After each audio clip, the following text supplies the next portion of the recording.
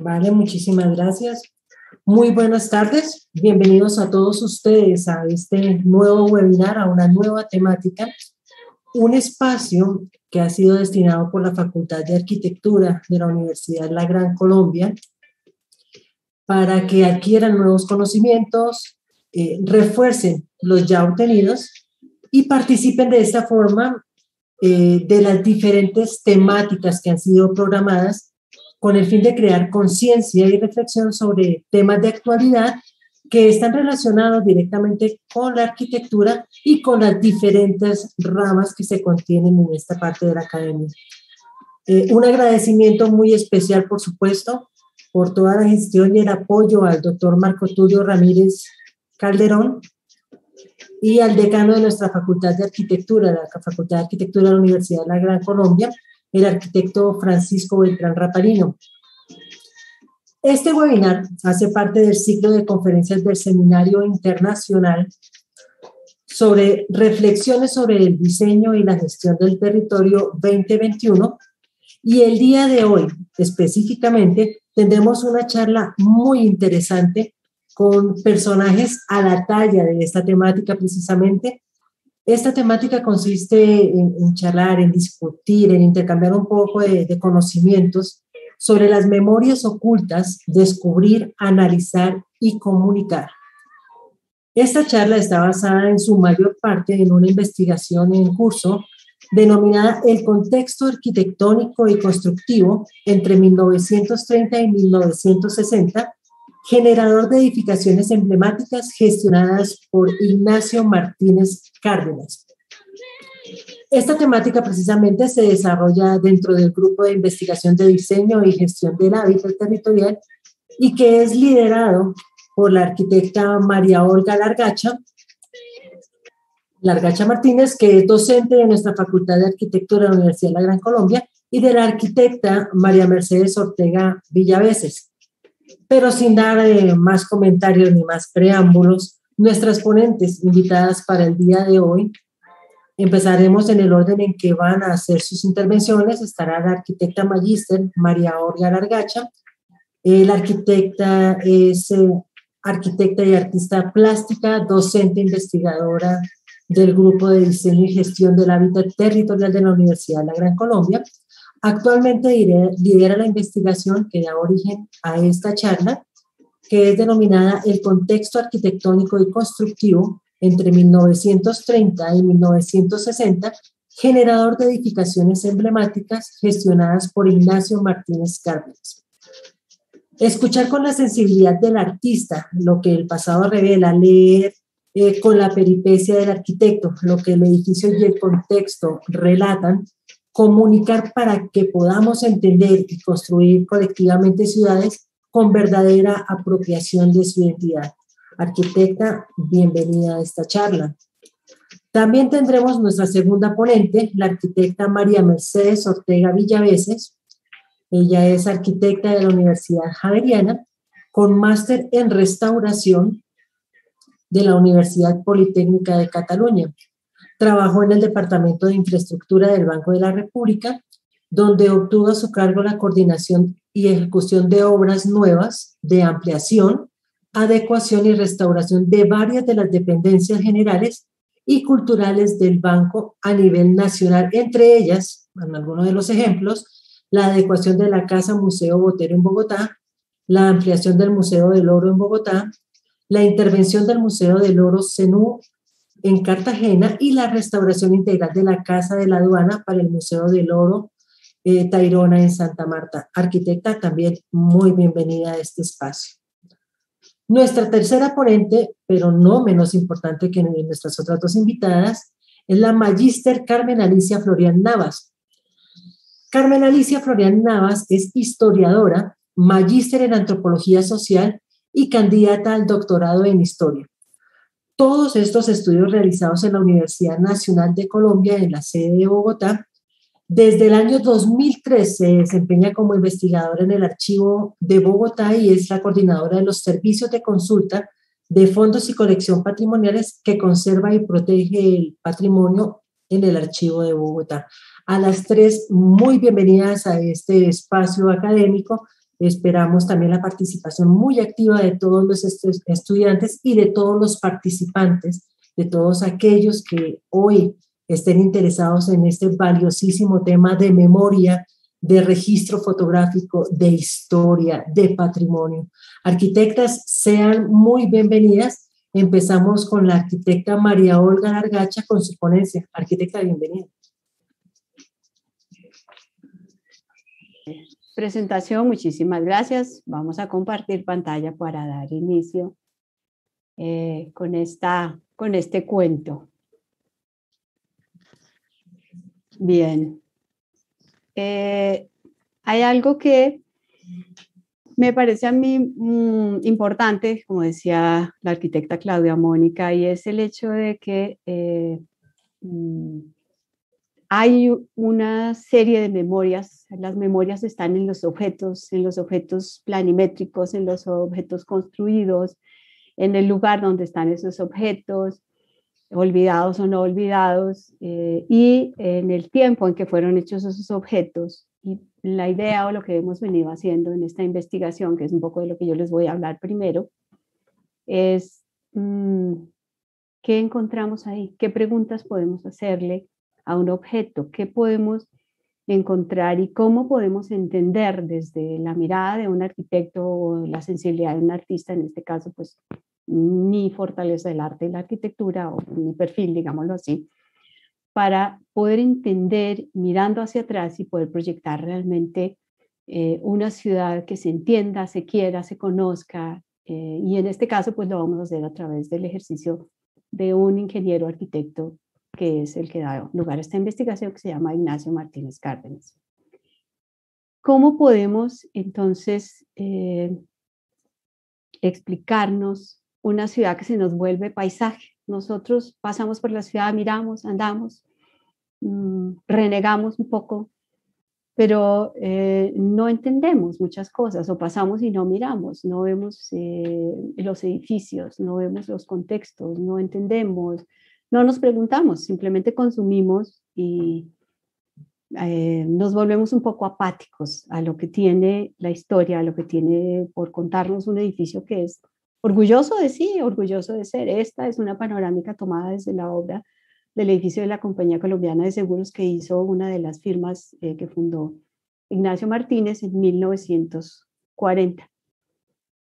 Si volviéramos 100 años, ¿qué encontraríamos en Bogotá? ¿Qué veríamos? O sea, pensemos, estamos en 2021, bueno, estamos como en el 17 porque estamos guardados desde hace 3 años, pero ¿qué encontraríamos? Una ciudad donde podemos transportarnos en tranvía, una ciudad que tiene una estación de tren en Chapinero, una estación del tren en Chapinero, o sea, hay que ir en tren a Chapinero y bajarse en tren en Chapinero, que no era Bogotá, una ciudad que apenas está canalizando el río San Francisco del río San Agustín y que tiene más o menos unos 200.000 habitantes ahí, sin infraestructura, sin condiciones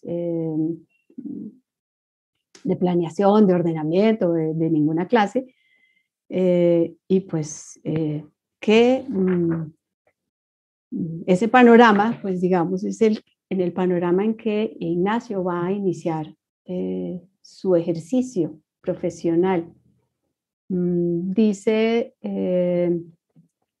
Silvia Arango que el crecimiento urbano, me voy a permitir leer, el crecimiento urbano había estado hasta entonces básicamente concentrado dentro de los linderos de la ciudad tradicional, donde lo predominante había sido la densificación del parque existente por división y subdivisión de predios, hasta llegar incluso a situaciones de hacinamiento. En ese hacinamiento, en ese desorden, en ese caos, es que llega una persona como Ignacio Martínez, o inicia el ejercicio de una persona como Ignacio Martínez, que es estudiante de la Facultad de Matemáticas e Ingeniería de la Universidad Nacional. No existía una facultad de arquitectura en Colombia, no se formaba uno como arquitecto, se formaba como ingeniero arquitecto. Ignacio era, oficialmente, tenía una matrícula 476, si mal no me acuerdo, para ejercer como ingeniero arquitecto y pues realmente era un panorama completamente diferente al que hay ahora.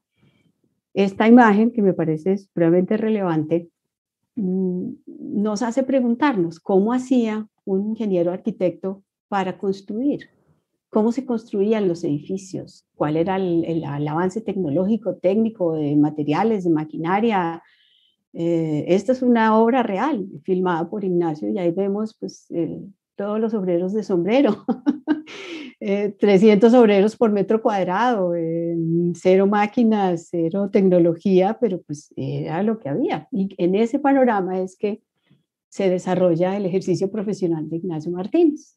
Tuvo 4 etapas, 4 firmas o 4 momentos en los que él ejerce. Primero, con la firma Santa María y Martínez, fíjense que es oficina de ingenieros. Segundo, solo, Ignacio Martínez, ingeniero civil, nuevamente ingeniero. Trujillo Gómez y Martínez Cárdenas, ingeniero nuevamente, y luego Martínez Cárdenas y Compañía Limitada, ingenieros constructores.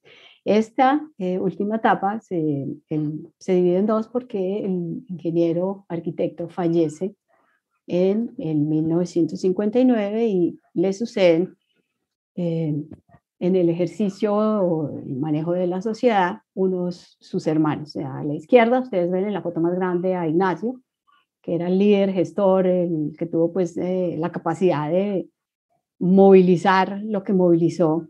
Aquí les vamos a contar muy poco porque realmente es muchísimo. Arriba, en el centro, tenemos a José María, alias Pepe, y abajo tenemos a Hernando, que fueron en el momento en que la firma ya se llamó Martínez Cárdenas y compañía, pues la firma de los hermanos Martínez Cárdenas. Aquí arriba, en la foto pequeña, vemos al primero de sus socios, que se llamaba Carlos Sánchez Santa María, y abajo a Santiago Trujillo Gómez, alias El Cojo, que fue su segundo socio. Voy a empezar por la segunda etapa, en que él ejerce como ingeniero civil, 1929-1931. Ya vimos el panorama, no hay baños, no hay agua, no hay acueducto, no hay higiene, no hay planeación. Eso era lo que estábamos viviendo en ese momento. Entonces, la Sociedad de Mejoras y Ornato de Bogotá, que empieza a funcionar en 1917 como la Sociedad de Embellecimiento. Entonces va a embellecer Bogotá, y pues para embellecer Bogotá pues hay que hacer baños, porque es que la gente no tiene dónde ir al baño ni en su casa, pues no sé, que además tampoco tiene casa. Entonces, de su primera obra y de algo que siempre ha sido como una anécdota que cuentan sus familiares, Ignacio Martínez, la primera obra que hizo fue unos baños públicos. Y sí, hizo las baterías sanitarias públicas en la calle 18 con carrera 15 en el año de 1931. Entonces ahí habían unos baños públicos que fueron hechos por Ignacio Martínez. Los baños llegan después de las urbanizaciones. Las urbanizaciones las hizo con Santa María y Martínez, oficina de ingenieros, entre 1925 y 1929 con su socio, el que sale en esa foto muy elegante, muy digno, en la oficina oval con el presidente Kennedy, porque este socio se dedicó a la política y fue ministro de Relaciones Exteriores, pero en ese corto periodo hizo con Ignacio, en esa sociedad Santa María de Martínez, urbanizaciones. No se vayan a pensar que son urbanizaciones como las de ahora. Las urbanizaciones de ese momento eran manzaneos y loteos. Se dejaba el espacio para la vía, se definían las manzanas, se definían los linderos de los lotes, se enumeraban y se vendían en cómodas cuotas pagaderas como uno quisiera, semanal o mensual. Esta es una de las que hizo, esta la hicieron en 1929 entre calles 74 y 75, entre Avenida Ferrocarril del Norte y Avenida Suba. 18 manzanas, 265 lotes. ¿Por qué me parece importante traer esta aquí a anotarla? Porque esta era hecha, como dice aquí en esta foto central, de acuerdo con el plano de Bogotá Futuro.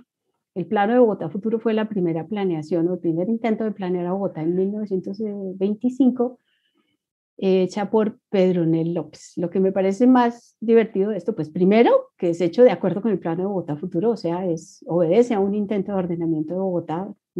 Ese ordenamiento definía dónde se podían hacer los tan necesitados en ese momento barrios obreros, pero lo más divertido es que es propiedad de Pedronel López. No sé si él la planeó, se compró los lotes y los vendió, no tengo idea porque pues hasta allá no hemos llegado, pero me parece del todo muy interesante. Y aquí en la foto pequeña, a la derecha, tomo del libro del IDPC de 2017 una foto de las casas diseñadas por el arquitecto Alberto Manrique Martín cerca de 1939 en esa urbanización San Felipe que había sido hecha 10 años antes por Santiago, Santa María y Martínez.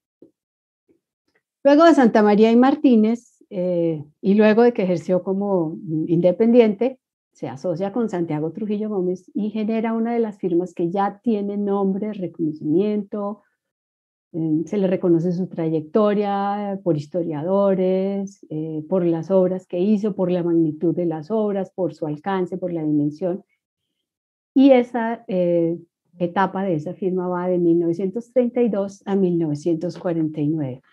Esta foto que tomé es del edificio Residencias del Nogal y me voy a permitir contarles la historia que me contó uno de los que conoce de cerca ese edificio.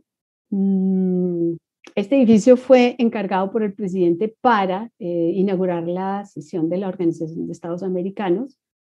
Fue diseñado como hotel, el primer edificio fuera del centro de Bogotá, de esa altura, de ese tipo, de esa dimensión, planos importados, obviamente, los planos eran traídos.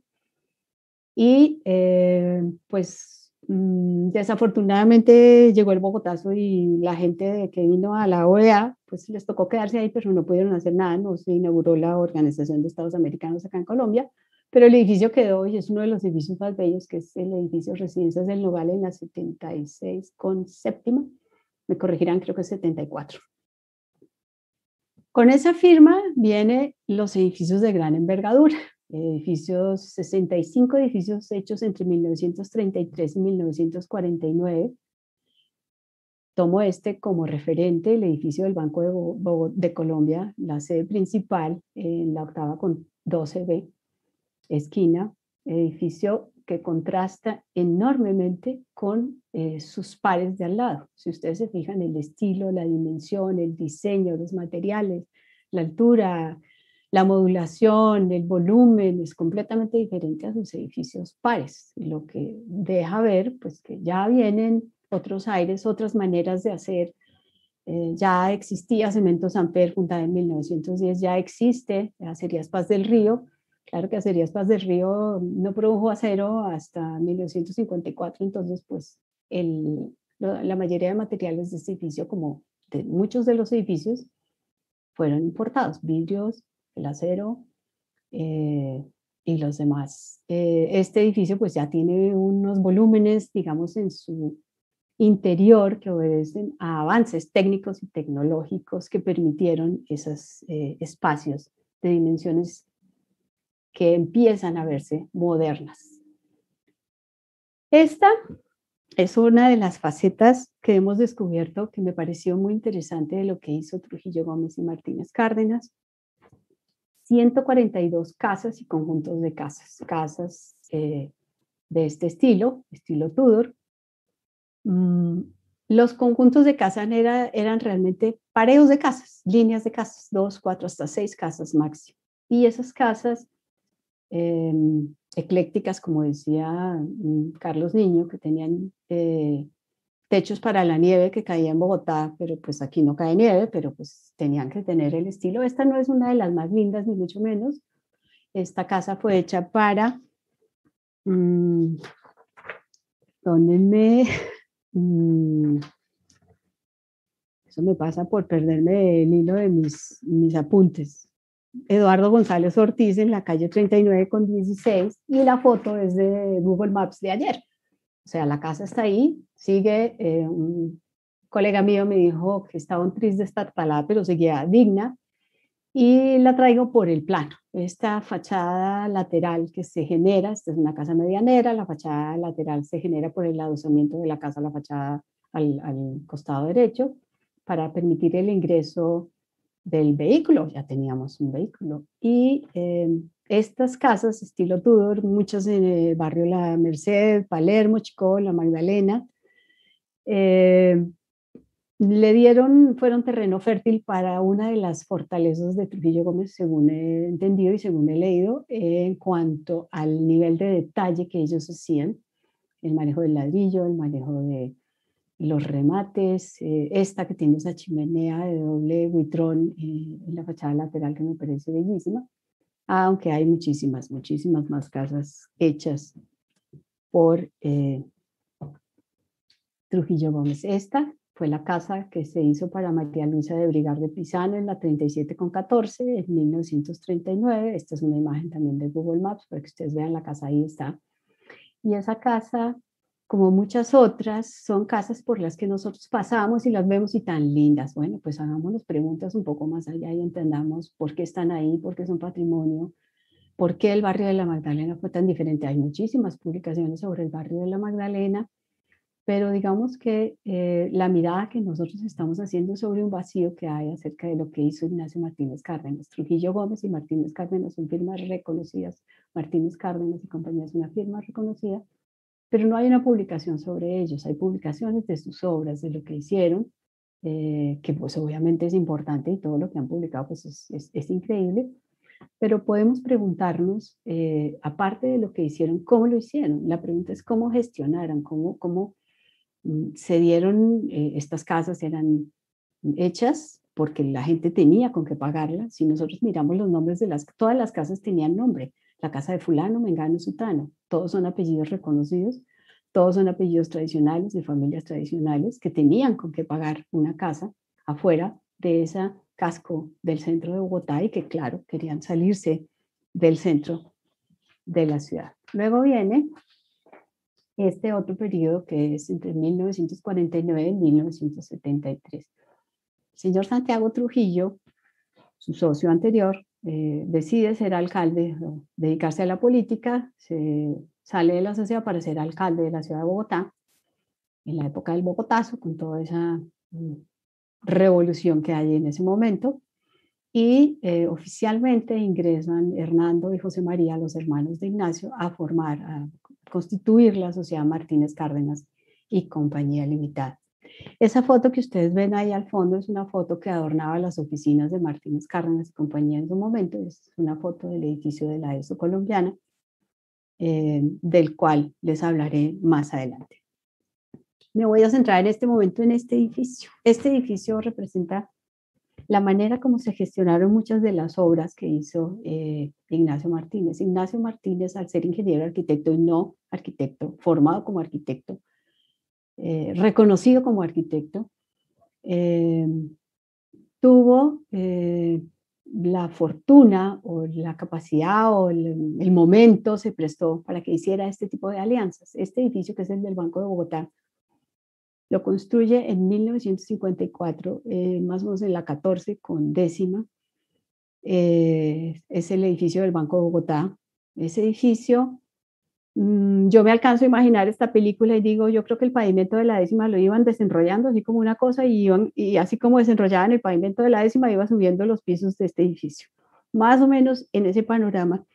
Y si uno mira las fotos de cómo hacían la décima, lo que está viendo es que están tumbando casas de 2 y 3 pisos, coloniales, de pronto algunas republicanas. Entonces, calculemos el impacto que eso generó en el contexto de una ciudad como Bogotá en ese momento. Y el asombro, pues es una cosa, en el edificio anterior hubo escaleras eléctricas, por Dios, yo me imagino la romería, las escaleras eléctricas del edificio de Trujillo Gómez, y ahora un edificio de esta magnitud, gestionado por una firma tan importante, diseñado por una firma tan importante como Skidmore, Owens y Merrill de Nueva York, vigente hoy en día, una firma totalmente actual, activa y de referente obligado para los arquitectos. Lanceta, Pinzón y Compañía, que fue la firma de arquitectos con el que se asoció Martínez Cárdenas y Compañía para construir este edificio que ya es un referente y un exponente de lo que era el estilo internacional, ecléctico, adaptado para nosotros, con estas características de acero y vidrio en sus fachadas y el concepto de torre plataforma, esa plataforma que es el intermedio entre lo público y lo privado, y ya un concepto totalmente moderno de arquitectura. Al lado izquierdo ustedes pueden ver la foto de la obra del edificio del Lever House. Ese edificio lo hizo Skidmore, Owens y Merrill, lo había hecho en 1951 Es un edificio muy parecido. Pues yo no sé si los señores de Skidmore me recogieron el mismo plano y no lo vendieron, pero eso es un edificio, es casi exactamente igual al edificio que construyeron acá, pero me gustó la foto porque habla de lo que tuvieron que hacer para lograr un edificio de ese tipo, cuando apenas en Colombia se estaba empezando a producir el acero. No sabíamos usarlo, no sabíamos qué hacer, no sabíamos cómo hacer, y se hizo este edificio y ahí está. Ese edificio, si miramos el edificio, el libro de la carrera décima, la carrera de la modernidad, se habla de este edificio eh, como pues uno de los edificios que trajo la modernidad a Bogotá. Les dije que iba a hablar de este, ¿qué hago? Me encanta. Entonces, pues uno, los amores que tiene, pues los tiene que contar. Este edificio de la compañía fue encargado para la compañía ESO colombiana y fue hecho en 1950. Un edificio totalmente moderno, completamente adaptado a nuestra modernidad, insertado en un contexto. Este edificio está sobre la séptima al frente del Parque Nacional.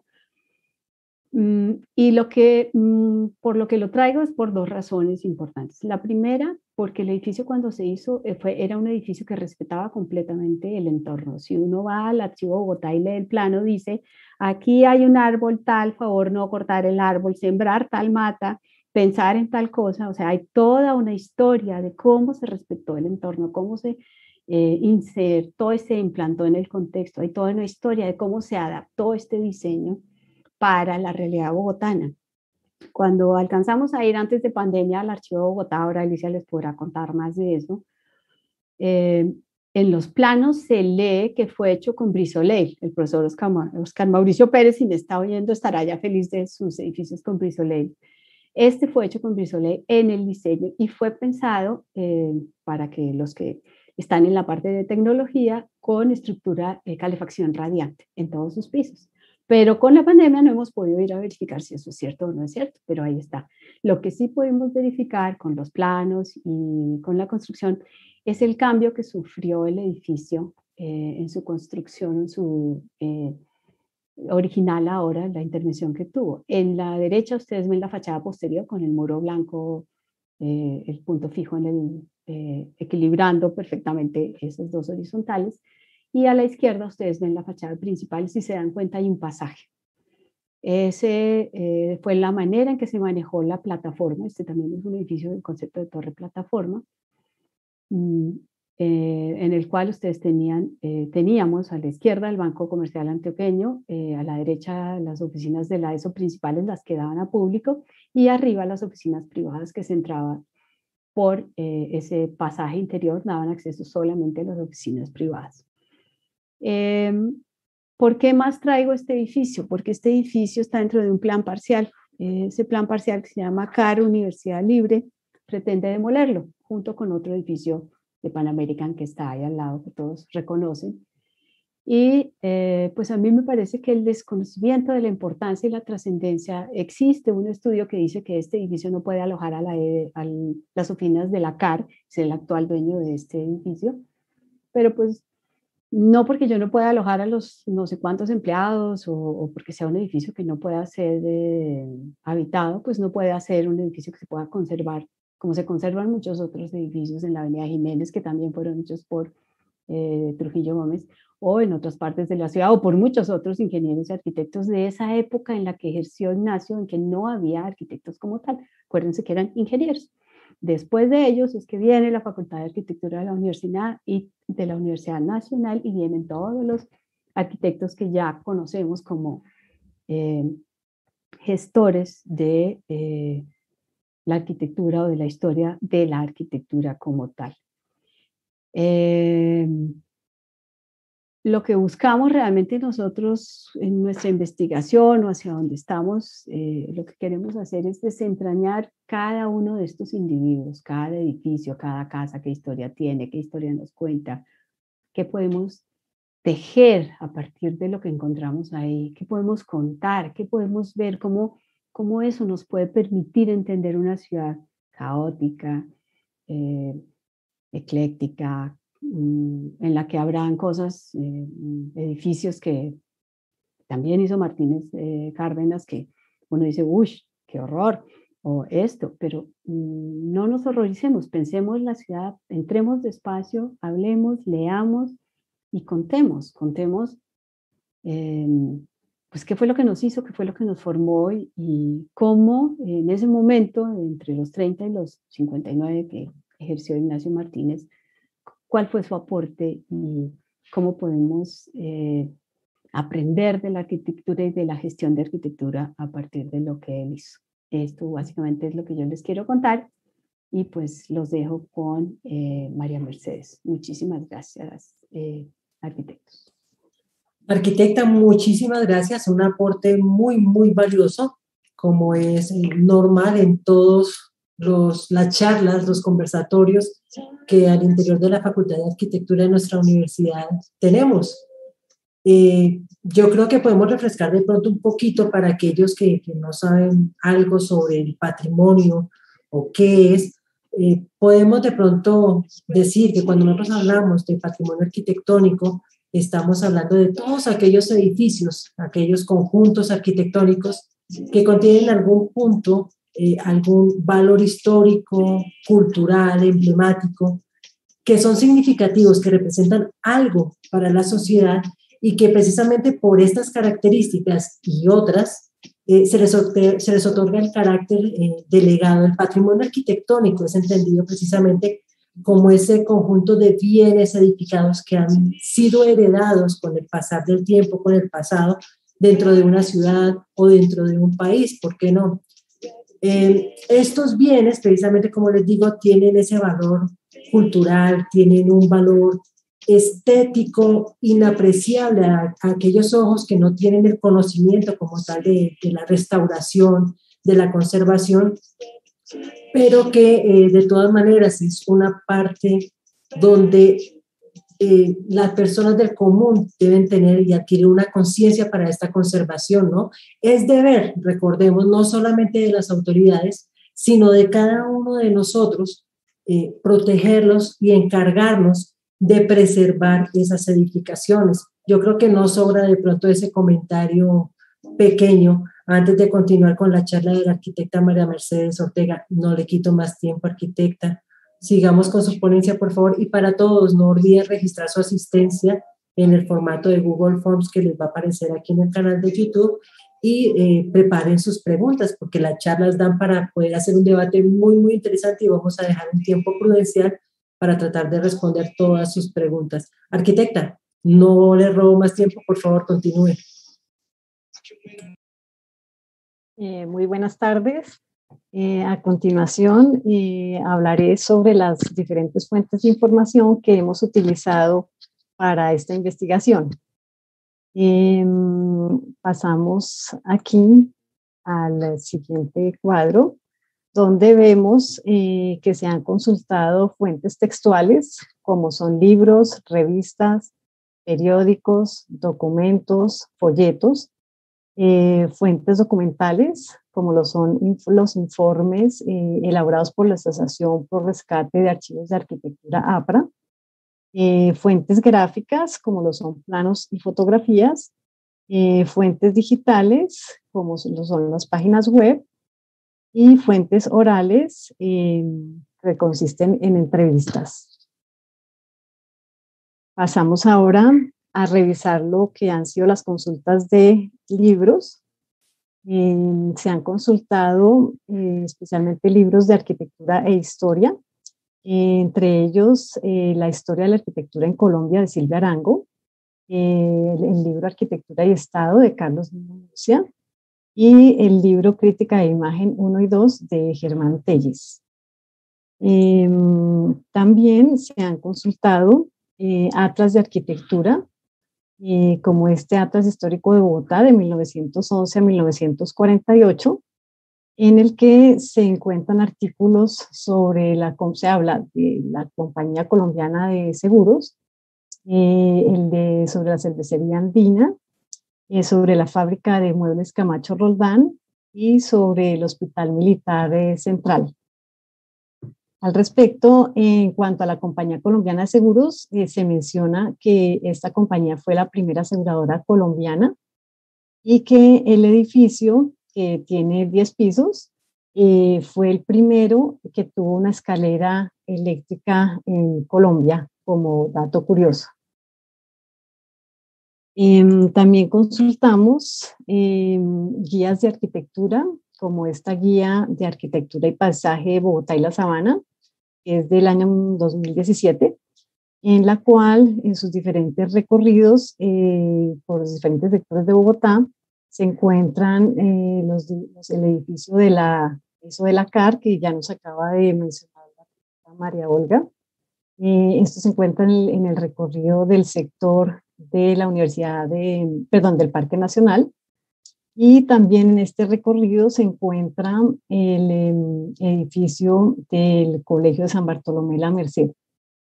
En el recorrido de la Avenida Chile se encuentra el edificio que también ya la arquitecta María Olga les mostró, de las residencias El Nogal. Al respecto de este edificio menciona que después del Bogotazo, pues seguramente ya no fue utilizado como hotel y se convirtió en uno de los, casi que el primer edificio de vivienda multifamiliar en la ciudad, lo cual significó un cambio en el modo de vivir ya de las familias, pasando de la vivienda unifamiliar allá viviendas multifamiliares. También se consultaron revistas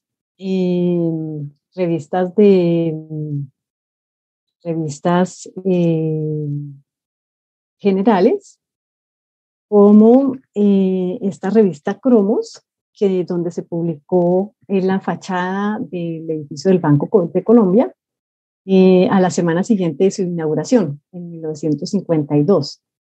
En ese artículo se menciona que este edificio era el más amplio y el de mayor altura construido en el país, y contaba con 15 pisos y un área de 17.000 metros cuadrados. También está esta revista Semana, donde se hace un recuento sobre la fundación de la historia del Banco de Colombia y sobre la familia Michelsen. En la foto del vestíbulo, no sé si están viendo la foto inferior de la revista, en esta foto inferior aparece una frase muy diciente que dice del adobe al mármol, con lo cual se ratifica lo que ya nos expuso la arquitecta María Olga, que pues estas firmas, Trujillo Gómez y Martínez Cárdenas, fueron firmas donde se pasó de las construcciones coloniales allá a edificaciones en altura, transformando así la arquitectura de Bogotá.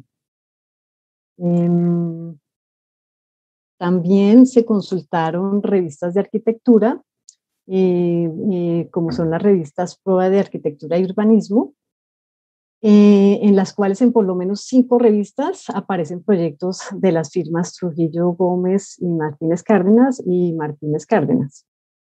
en esta revista Prueba encontramos el nuevo Banco de Colombia, también está el mencionado edificio de la ESO en esta otra, y el Hospital Militar en Bogotá en esta otra revista Proa.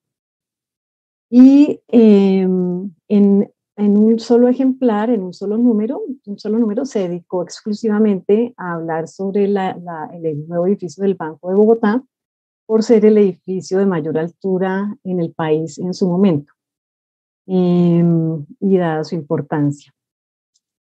También se consultaron periódicos, como fueron artículos que salieron en este periódico que se llamaba el periódico Sábado, que se publicó en 1952, donde también se menciona la importancia del edificio recién construido del Banco de Colombia. y dice que este banco fue pues, muy innovador en cuanto a sus características arquitectónicas y técnicas, ya que entre ellas su estructura fue en acero, lo cual no era pues, común en ese momento en el país, y su fachada estaba enchapada en granito rojo en los primeros pisos y en mármol italiano, perdón, en granito rojo en los primeros pisos y en mármol de terreros en los pisos siguientes. También fue novedoso por cuanto se instalaron alarmas de asalto en las casillas de atención de los cajeros, de manera que si llegaban a asaltarlos, ellos espichaban con el pie un botón y se activaba una alarma. Y también fue importante por ser el primer edificio en el país donde se instalaron puertas automáticas. En este otro artículo sobre en periódicos recientes, entonces, pues es muy diciente que dice que este periódico fue de marzo de 1910, es muy diciente que dice grandes pensadores de la ciudad, el ingeniero de los edificios modernos, el legado de Ignacio Martínez Cárdenas. Y en este se hace un resumen de las firmas de obras ejecutadas por el ingeniero Martínez Cárdenas. También se consultaron documentos, entre ellos tenemos cartas, estas dos cartas que fueron un oficio del Banco de Bogotá y otro oficio de la ESO colombiana, donde la junta directiva y el gerente los gerentes de dichas entidades agradecían a la firma por haber construido sus edificios y por la eficiencia y el buen resultado de los mismos. También se consultaron otros documentos como declaraciones de renta, donde, por ejemplo, se puede ver la cantidad de urbanizaciones que se estaban construyendo en el año 1969, o este balance general de la urbanización Normandía, que contiene planos muy representativos de esa urbanización. También se consultaron folletos. Entre los folletos tenemos este que fue sacado por la propia firma Martínez Cárdenas y Compañía Limitada en el año 1956 y que contenía los 26 proyectos de las obras más destacadas en su momento. Entre ellos está, por ejemplo, la capilla para la comunidad de las Madres Vicentinas, construida en 1941, el edificio de la Sociedad de Agricultores de Colombia, construido en 1952, el Centro Urbano Antonio Nariño en 1954, y el edificio para la Empresa Nacional de Telecomunicaciones, construido en 1956, entre otros. También están los folletos ya de proyectos, perdón, me devuelvo una, los folletos de los proyectos ejecutados. Aquí encontramos el folleto que se sacó en el momento ya de inaugurar el Banco de Bogotá en 1960. Vemos en su portada el mural, pues un esquema del mural recubierto con la minilla de oro del escultor Ramírez Villamizar. Y luego vemos los participantes en la obra. Están los ingenieros, arquitectos, constructores, Martínez Cárdenas y compañía, Lanceta Pinzón y Compañía Limitada, y los asesores, Skidmore, Owens & Merrill, y la firma interventora Cuellar Serrano Gómez y Compañía Limitada. Este edificio, como ya lo mencionó la arquitecta María Olga, es característico del estilo internacional. Luego pasamos también a consultar lo que son informes. Estos informes dentro de los informes están el registro del archivo de arquitectura de la antigua compañía Trujillo Gómez y Martínez Cárdenas, que fue elaborado por la Asociación Pro Rescate de Archivos de Arquitectura, APRA, en el año 2006. Y también el informe del registro de archivo de arquitectura de la firma Martínez Cárdenas, 1949-1960 al 73, también elaborado por la Asociación Pro Rescate de Archivos de Arquitectura en el 2008. Estos informes son la recopilación de todos los planos que fueron entregados en comodato al archivo de Bogotá por el hijo del ingeniero fundador Ignacio Martínez Cárdenas, que se llamaba Luis Fernando Martínez Cárdenas. Ya Alicia Florian, quien hará su presentación a continuación, les ampliará más este tema. En todo caso, estos informes se componían de un documento y de un cuadro anexo con el inventario de todos los planos. En el caso de Trujillo Gómez y Martínez Cárdenas, el listado total de clasificación cuenta con un total de 240 proyectos inventariados. Y en el caso de Martínez Cárdenas, se cuenta con un total de 154 proyectos inventariados. En esta diapositiva la traigo a colación para que vieran el estado del archivo inicial de los planos y documentos antes de ser entregados al archivo de Bogotá. Esta foto fue publicada en la página del ingeniero Luis Fernando Martínez Gómez, que se llama Trayectoria en Ingeniería de Ignacio Martínez Cárdenas. Y él coloca para esta fotografía, la nombra como parte de los 9.000 planos y documentos dados en comodatos por Luis Fernando Martínez Gómez al archivo de Bogotá. Entonces, después de ver esta fotografía, ya después Alicia les contará cómo en el archivo se mantienen en un perfecto estado los planos en planotecas organizadas de una manera muy organizada y pues, con un inventario muy llevado a cabo con mucha rigurosidad. También se consultaron pues los planos que están archivados en el archivo de Bogotá, que son pues, los que ya les mencioné, los 240 planos y los 154 planos. En este momento estoy pasando a la diapositiva, se demora un poquito en cargar. No sé si ustedes ya la estarán viendo, por lo que son un poquito pesados los planos.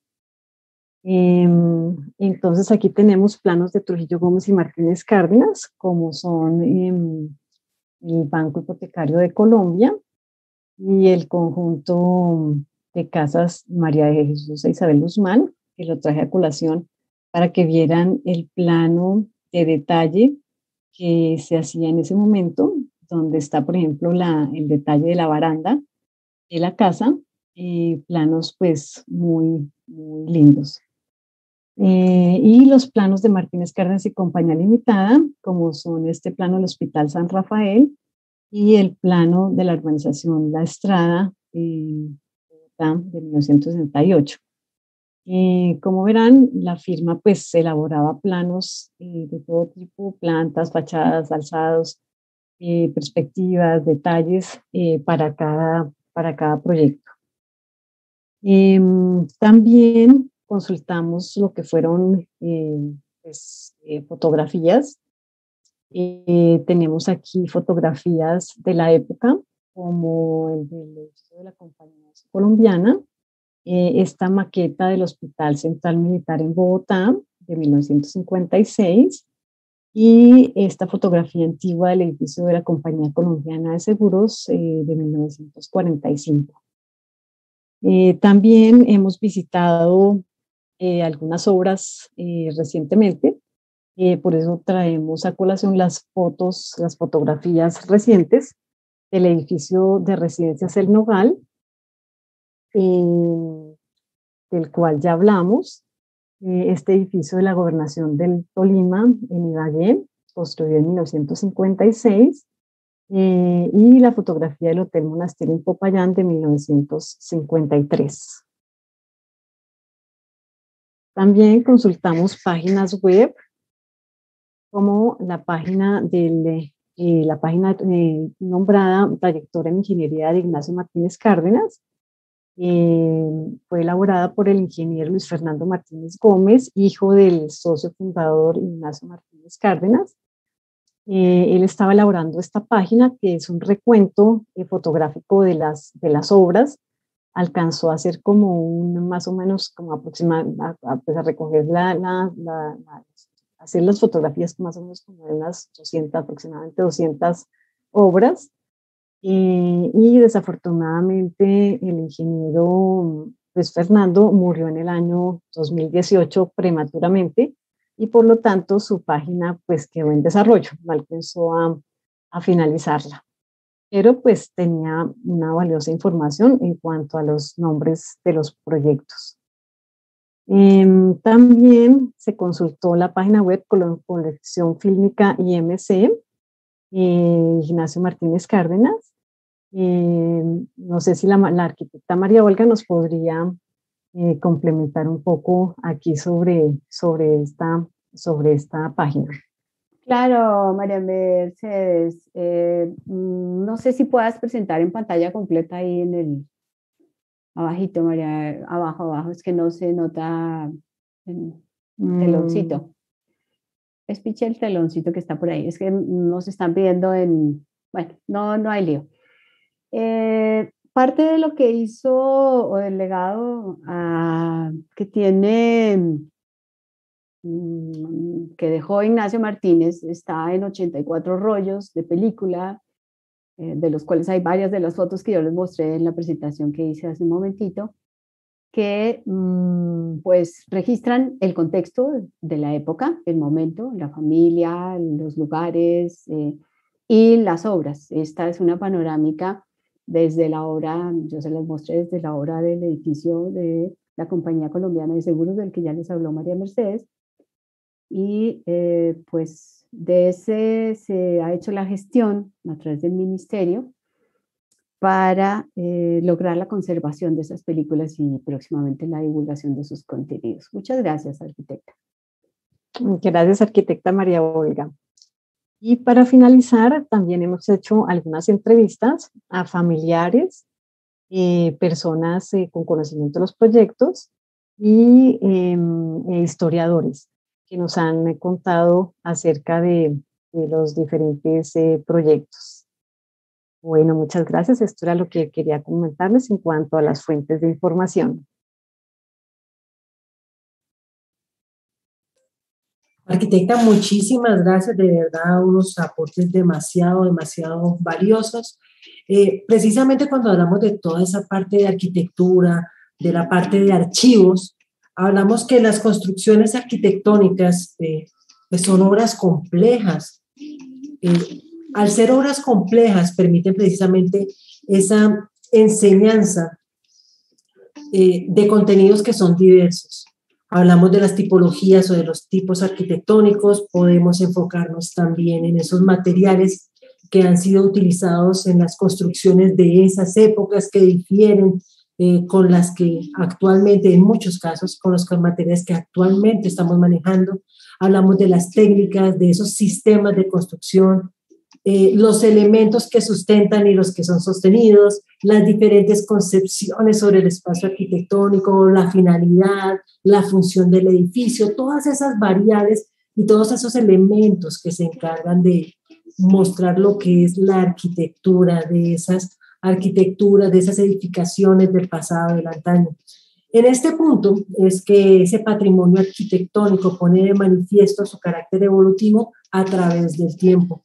Es así como también esos fenómenos de cambio, de permanencia, que cada edificación ha marcado con el pasar del tiempo. Un paréntesis aún más pequeñito y nos vamos con nuestra charla final, pero como les dije, no la menos importante. Recordemos que ese patrimonio arquitectónico, esas edificaciones, como ya dije, esas edificaciones de antaño, son una fuente de conocimiento y de valor histórico. Y podemos darnos cuenta, podemos dejar en evidencia todo ese material, toda esa evolución o la desaparición de muchas de ellas mediante los registros fotográficos, mediante los registros históricos, mediante todo aquello que nos habla y nos permite relacionar y tener en cuenta ese pasado, esa historia, porque recordemos que la historia es eso, es mirar qué pasó, es mirar cómo sucedió, es mirar cómo evolucionamos. Y no debemos permitir, no debemos dejar que ese pasado se olvide ni olvidarnos de dónde venimos. Mi estimada doctora Liz, por favor, doña Carmen Alicia, mi magíster, seguimos con usted. Bienvenida nuevamente, el auditorio es suyo. Muchas gracias, arquitecta y arquitectas. Gracias por invitarme a contar lo que hago, porque pues a lo que vine fue a contarles como mi experiencia en la atención de investigadores, investigadoras como María Olga y María Mercedes, muchos arquitectos, estudiantes de arquitectura, son usuarios frecuentes de la sala de consulta del Archivo de Bogotá. Entonces, pues yo soy Alicia Florián, soy la coordinadora de los servicios de consulta del Archivo de Bogotá. Me gustaría que no tengo una presentación como la que tienen las arquitectas que acaban de antecederme, pero hay una imagen que me parece muy oportuna y apropiada, y entonces les pido que me apoyen con la presentación de esa imagen. Porque de lo que yo quiero hablar para complementar un poco la presentación, sobre todo la última, la que hizo María Mercedes, es esta imagen que ustedes están viendo, es el dibujo del arquitecto Juan Pablo Ortiz, es el dibujo que hizo del Archivo de Bogotá, cuando era aún proyecto Archivo de Bogotá. Entonces, lo primero que quiero decir es que el Archivo de Bogotá fue inaugurado el 6 de agosto del año 2003. Yo trabajo en el Archivo de Bogotá desde unos meses antes, como desde marzo, que nos permitieron habitar el archivo. Estuvo terminado en ese año, como desde febrero estuvo listo para ser habitado. Entonces, el 6 de agosto de ese año estábamos en la última administración, en la segunda administración de Antanas Mockus, y se inauguró este hermoso edificio. En ese momento, ha costado un poco el mantenimiento, pero sigue siendo un hermoso edificio muy frío, en mi opinión. Hermoso y en mi opinión muy frío también, en mi experiencia, pues. El Archivo de Bogotá se construyó como dando cumplimiento a la Ley General de Archivos, del Archivo General de la Nación, que dice que los entes territoriales, las municipalidades, deben tener un lugar como este para posibilitar la libre consulta, para garantizar el derecho a la información de la ciudadanía. Pero además, el alcalde Antanas Mockus le puso como eslogan a lo que fue el proyecto Archivo de Bogotá en ese entonces, memoria y transparencia. Archivo de Bogotá, memoria y transparencia, fue la denominación de ese proyecto, y era muy apropiado en ese momento. El edificio fue un ejercicio de administración,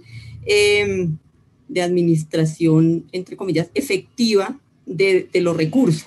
El edificio fue como un ahorro en muchas de las disposiciones que hubo. Entonces es un ejemplo de esa administración efectiva de recursos, y por eso se llamó también memoria y transparencia. Inicialmente el Archivo de Bogotá estuvo pensado en construirse en el lugar donde está el matadero distrital, que ahora es la biblioteca de la Universidad Distrital.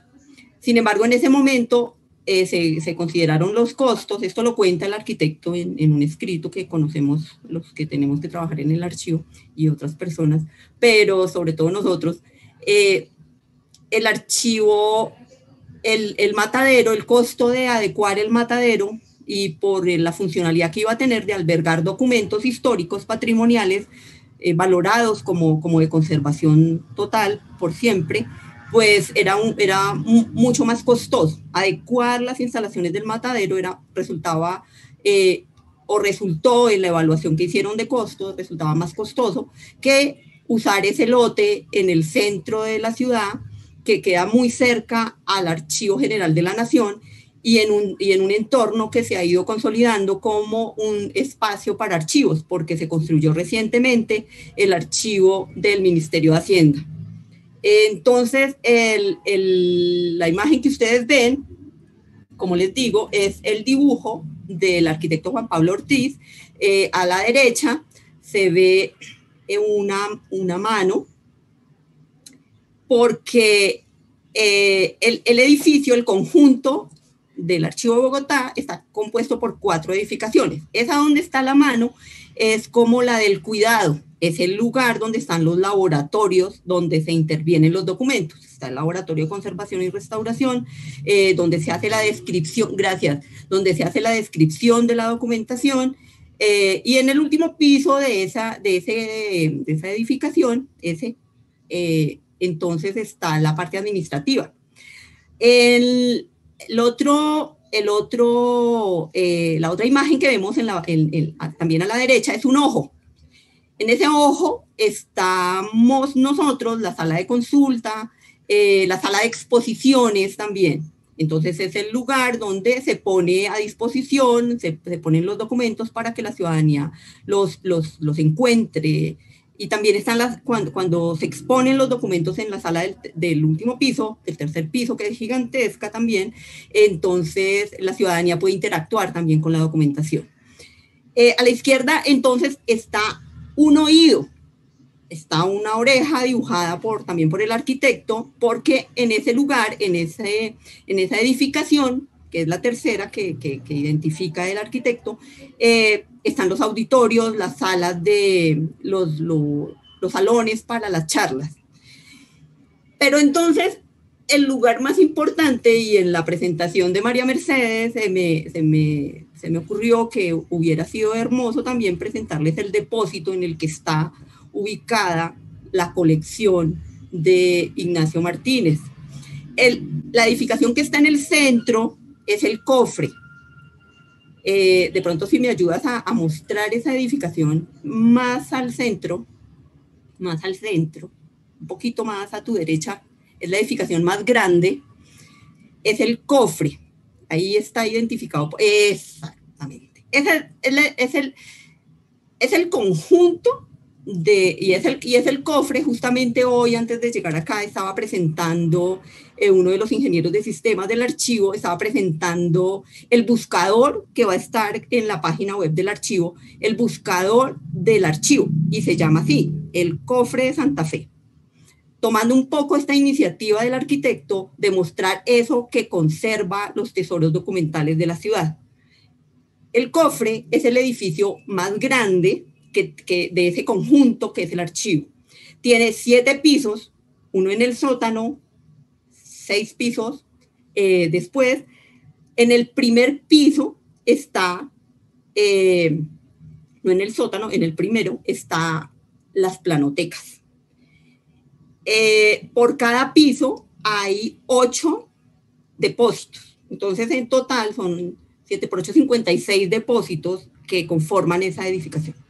Es una caja, entre comillas, hermética, porque lo que hace es guardar tesoros documentales. Tiene acceso con un sistema de seguridad riguroso al área de administración y también al área de la sala de consulta. Las personas que laboramos en la sala de consulta somos privilegiadas porque podemos recorrer casi con libertad todo el conjunto del Archivo Bogotá, no las demás personas. Nosotros somos quienes subimos, bajamos, encontramos, entregamos, facilitamos a las personas que trabajan haciendo las intervenciones en el archivo y también a pues, los usuarios que son arquitectos muy frecuentemente, historiadores, antropólogos. Ese es como un poco archivistas, muy pocos, pero esta es como lo que hemos conseguido en esa tipología de la consulta del archivo. ¿Y por qué arquitectos? Porque entonces les sigo contando, el archivo de Bogotá se construyó por esa Ley General de Archivos que dice que se debe disponer en los entes territoriales, en las municipalidades, un edificio para la conservación total de los documentos. Los que se han valorado como de conservación total, es decir, los patrimoniales, históricos, se deben conservar en un edificio que reúna las condiciones para prestárselo a los ciudadanos y que posibilite, a través de ese ejercicio de prestárselo a los ciudadanos libremente, posibilite hacer las veedurías ciudadanas a la gestión administrativa de la ciudad. Entonces, esa es la misionalidad del archivo. Entonces es poner a disposición de los usuarios, de la ciudadanía, los documentos que produce la administración pública. Pero entonces ahí va la situación que es la experiencia en el Archivo de Bogotá, y es que no solamente guarda, conserva, protege y pone a disposición de la ciudadanía documentos producidos por entidades del distrito, que se vio en la experiencia y en la experiencia de los archivos administrativos y de los archivos oficiales en el mundo, que las firmas particulares y muchas personas naturales pues tienen documentos que son de interés para la ciudadanía en general también. Las firmas, en este caso de arquitectos e ingenieros, han participado de la construcción de la ciudad. Entonces, si bien no son archivos públicos en su producción, la consulta que posibilita el Archivo de Bogotá sí los hace de conocimiento de toda la ciudadanía. Entonces, en el Archivo de Bogotá tenemos conjuntos documentales que les decimos nosotros fondos documentales públicos, y tenemos colecciones documentales de personas naturales o de firmas privadas. Ese es el caso del que estamos hablando hoy, Ignacio Martínez, porque el APRA, más bien la Asociación para el Rescate de Archivos de Arquitectura, por un poco la cercanía con el arquitecto Fernando Carrasco, la cercanía que tuvo en su momento, en el año 2005 más o menos, la administración del archivo con Fernando Carrasco. Entonces llegaron a acuerdos para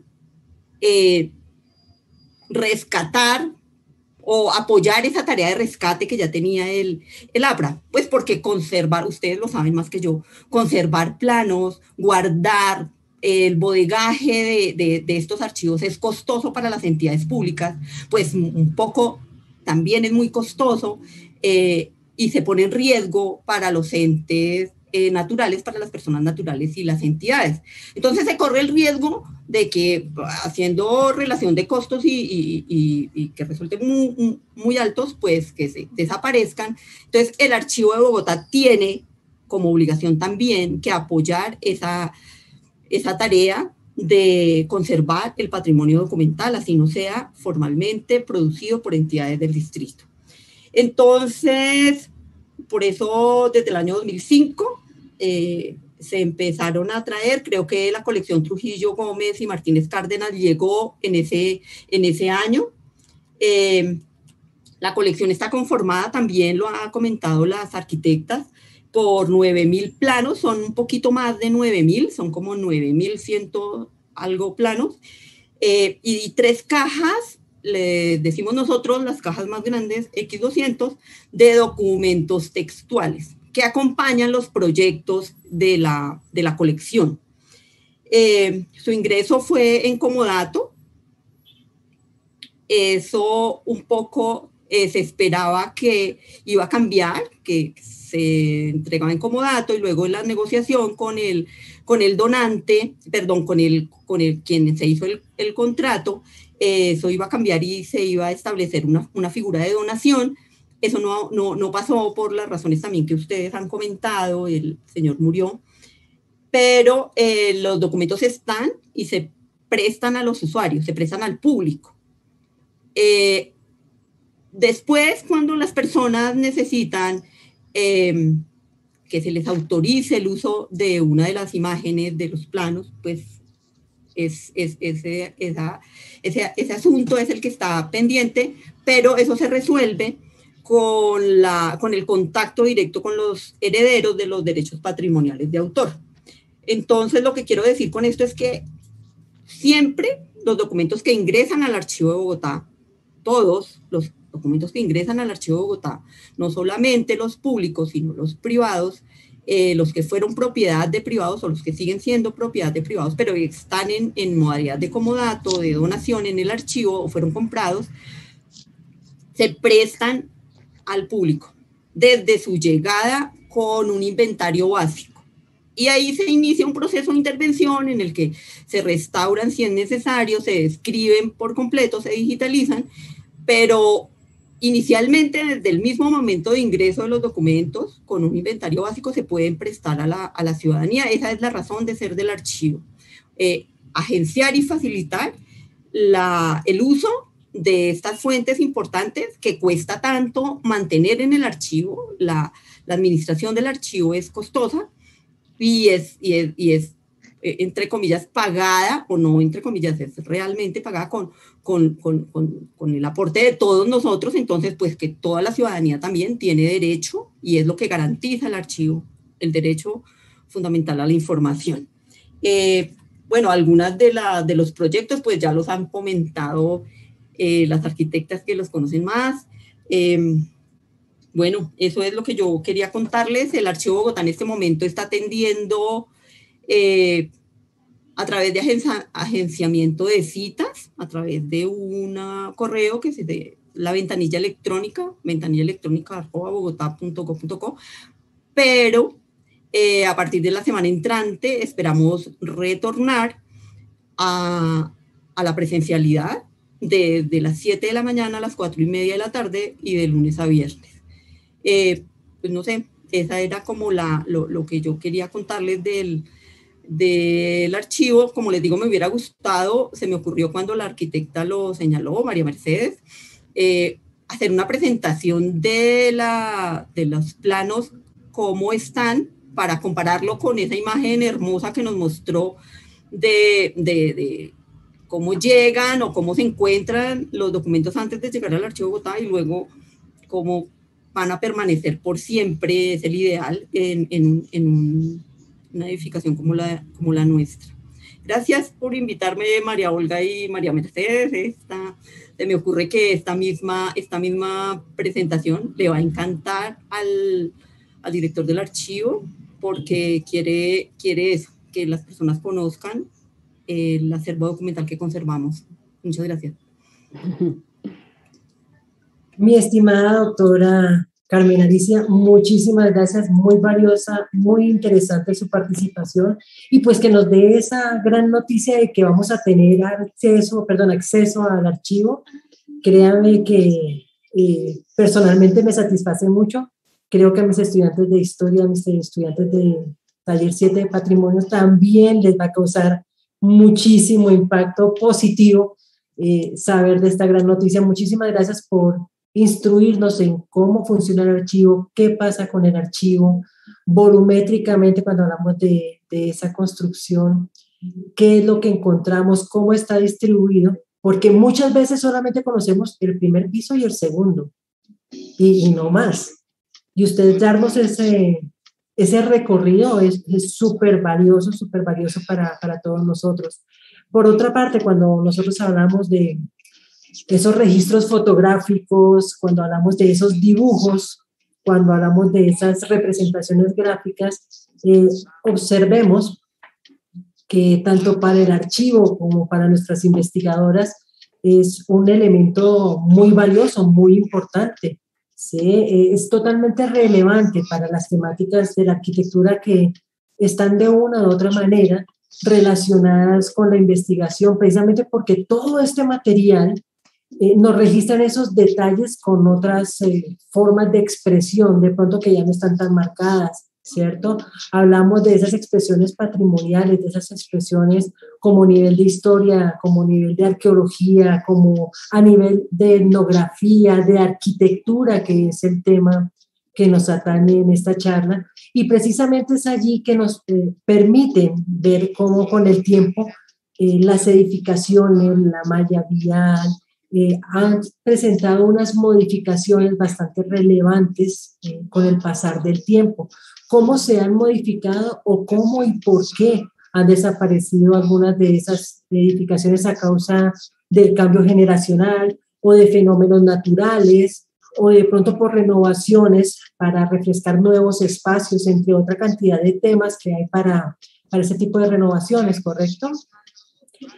Es allí donde en esta situación las imágenes se convierten en testigos de lo que es el patrimonio cultural y permiten de esta forma realizar un estudio, un análisis y, por qué no decirlo, una comparación evolutiva sobre esos inmuebles, que es la investigación que están realizando nuestras arquitectas, mostrando esa relevancia que tienen esas edificaciones con el pasar del tiempo, qué ha sucedido con el arquitecto creador de estas obras. Del mismo modo, también podemos observar esos acervos fotográficos que son hoy reconocidos como una parte muy importante de ese patrimonio cultural, desde ese valor de documentación, de fotografía, que resulta ser ese testimonio, podríamos decir también de la geografía, del urbanismo, de la arquitectura de diversos lugares y de esas prácticas culturales y sociales que realizaban sus habitantes. Yo creo que esta parte, y me permito citar de pronto a Leonardo da Vinci cuando dice que el aprendizaje nunca, nunca agota nuestra mente. Creo que es una palabra súper sabia y que jamás terminaremos de aprender. Esto será un proceso de evolución definitivamente, de adquisición de conocimiento, de aprender, de reaprender. Pero bueno, he hablado demasiado, perdóneme, pero es que el tema es... Sí, no, Mónica, le voy a interrumpir.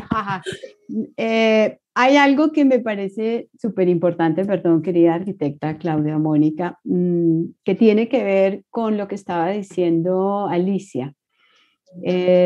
Cuando María Mercedes muestra esa foto de cómo estaban los planos antes de llegar al archivo, esa foto es en el edificio Gómez, que algunos conocerán, queda en la 24 con décima, es un edificio que es bien de interés cultural, también hecho por Martínez Cárdenas y compañía, y en ese edificio, en un sótano, en un cuchitril, porque era una oficina pequeñita, estaban esos planos, y en una conversación con Fernando Carrasco, me contaba cómo contactaron a Arturo, que era el hermano mayor de Luis Fernando, los hijos de Ignacio. Arturo les dijo, el que ha cuidado los planos toda la vida es Luis Fernando. Contactan a Luis Fernando, van a mirar los planos y me dice Fernando Carrasco, parecíamos con Silvia Arango niños en piñata, desempacando esos papeles de edad media que llevaban 30 años guardando planos, más o menos ese tiempo debían estar ahí conservados, y que ellos llegaban y desenrollaban cuerdas, cabullas, ¿no? Y sacaban los planos y decían, no puede ser, y que cuando salieron de un día Luis Fernando puso afuera la mesa y abrían los planos, y eso era como piñata, miren esto, miren esto, miren esto. Y me decía Fernando que cuando salieron decían que parecían desollinadores porque tenían hollín de la décima de arriba abajo, pues porque esa oficina tenía unos huecos y entraba hollín. Imagínense el riesgo en que estaban esos planos, pero pues ahí estuvieron guardados y cuidados. Y si no hubiera sido porque esos planos están, y si no hubiera sido porque está el archivo, y si no hubiera sido por una pregunta que se le hace a lo que está ahí, no estaríamos aquí. O sea, si no se hubieran guardado los planos, si no se hubieran llevado al archivo, si no se hubieran salvaguardado, habría pasado como muchos planos de muchas firmas constructoras que ya no existen, porque la gente se va trasteando, entonces esto para quién le interesa, eso se va regalando, eso se va botando, y realmente lo que hicieron Fernando Carrasco y Silvia Arango fue decir, un momentito, esto hay que gestionar, hay que salvaguardarlo, el hecho de que los hubieran guardado durante más de 30 años permitió su conservación en un estado que se salvaron de milagro. En el archivo de Bogotá pues están hoja por hoja, guardaditos, selladitos, planitos, pues, con todo lujo de detalles, pero están ahí para que uno les pregunte cosas. Si nosotros no le hacemos preguntas a lo que está ahí, pues ahí se quedarán.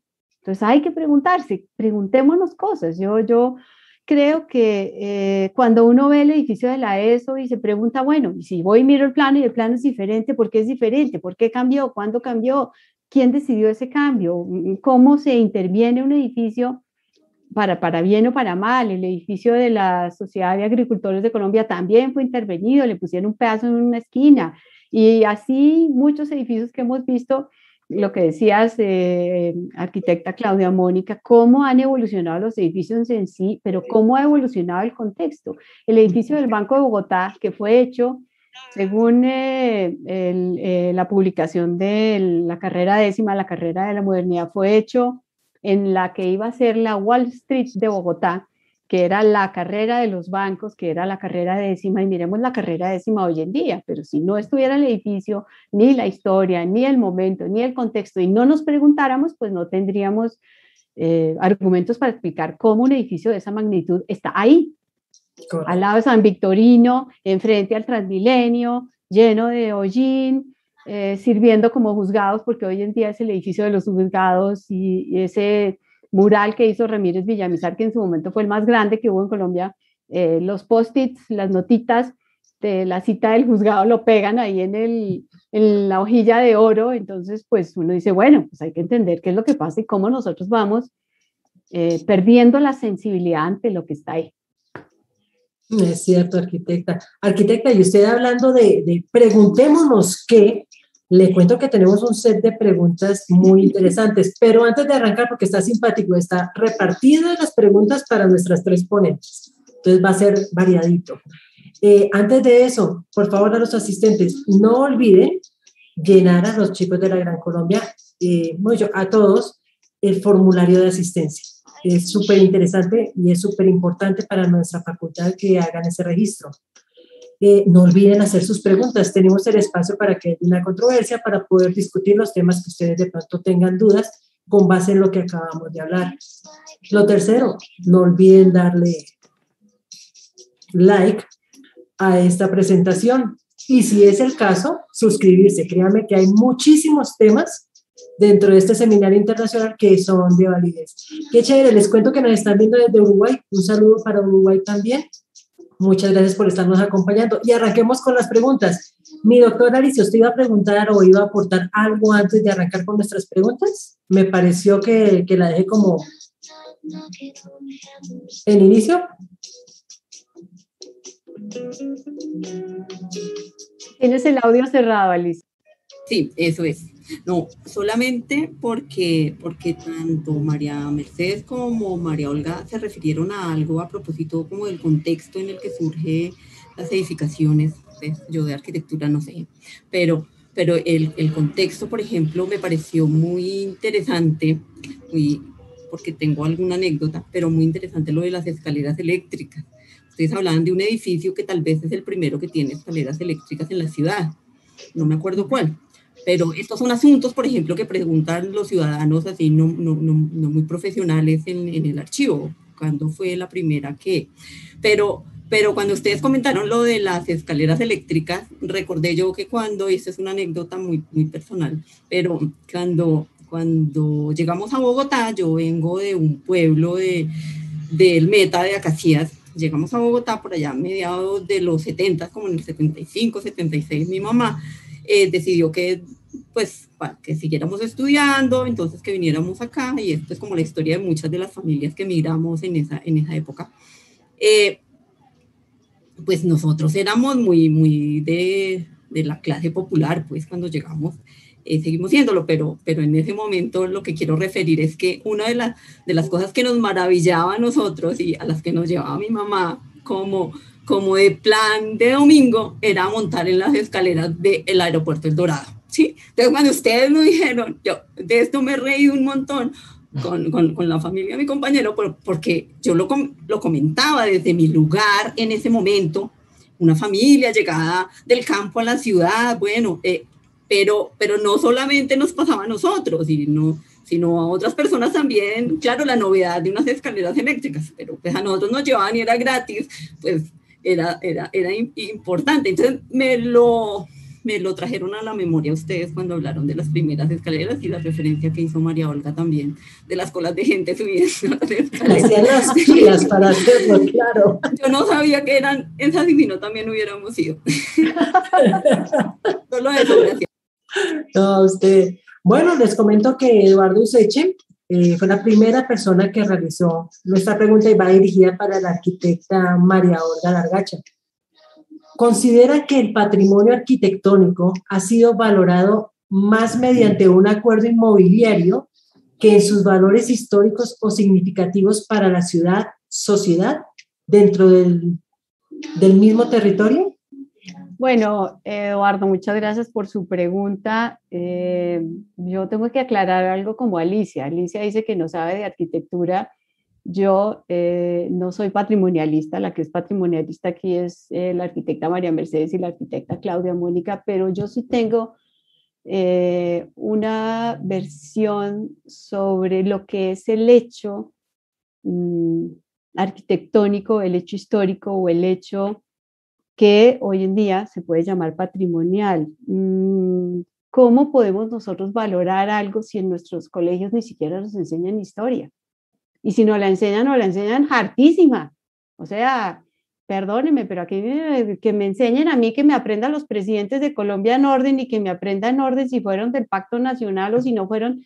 Eso a mí me queda como cuando uno se aprende la regla de 3 y la cosa de cálculo A y la, no sé, de potenciar y radicalizar y resolver igualdades. Si nosotros seguimos viendo la cosa patrimonial allá, si seguimos viendo el hecho como eso es responsabilidad de otros que se hagan las preguntas, otros que se inquieten, otros que tengan la curiosidad. Yo no pienso que la cosa sea como el patrimonio, como un acuerdo, como obviamente la política, la economía siempre serán hechos que primen, desafortunadamente, pero si podemos dar valor a lo que dice la doctora Carmen Alicia, existe un lugar donde está el patrimonio para consultar en cuanto a los documentos, y documentos que estarán ahí toda la vida. Los edificios también están ahí.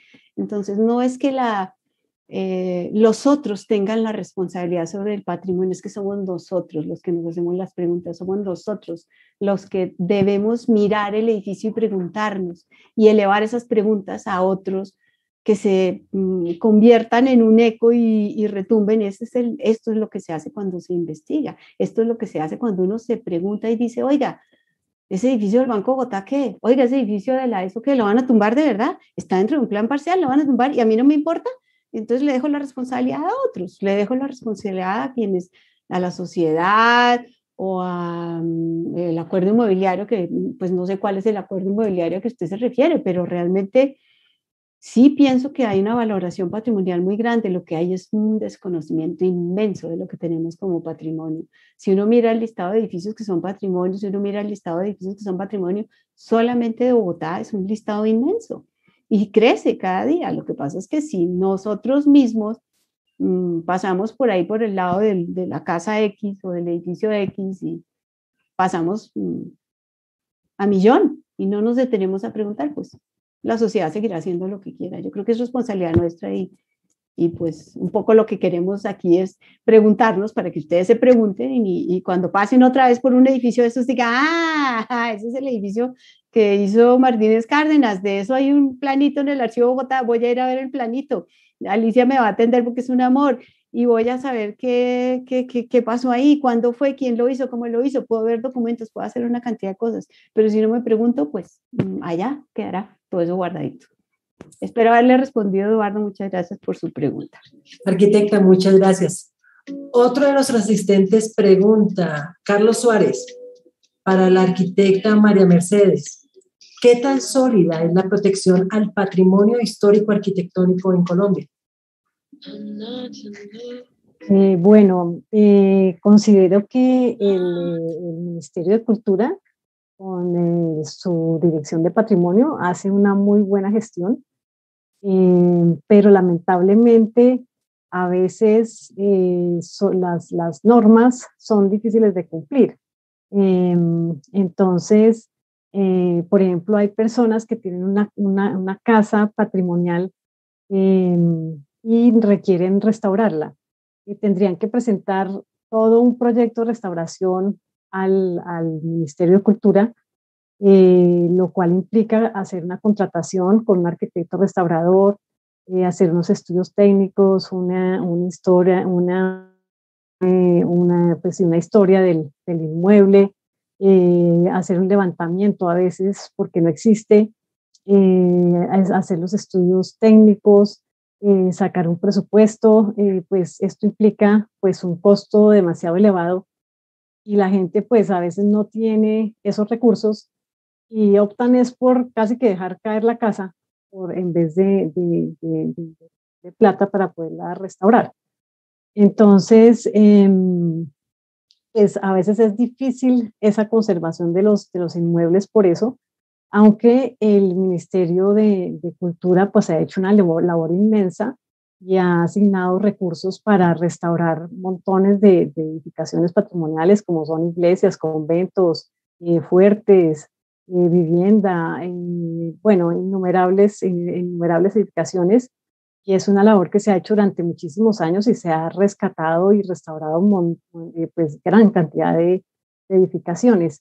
Pero a veces, digamos, las normativas hacen que sea difícil el cumplimiento de las normas, y pues en algunos casos, pues tristemente no se llega a restaurar el patrimonio como se quisiera, precisamente por esa imposibilidad desde el punto de vista económico.